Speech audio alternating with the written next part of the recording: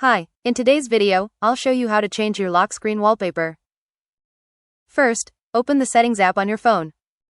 Next, scroll down and tap Wallpaper or Wallpaper in Style, depending on your device. Then, select Lock Screen if your phone allows you to customize it separately. Now, choose the wallpaper you want to use.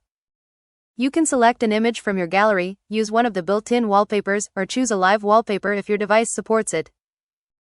After that, adjust the image by moving, zooming, or cropping it until you're satisfied with how it looks. Once everything is ready, tap Set Wallpaper, Apply, or Done. Then, choose Lock Screen or Lock Screen Only to apply your new wallpaper. Finally, lock your phone and turn the screen back on to check your new lock screen wallpaper. It's that simple. Happy watching. Don't forget to subscribe for more tutorials.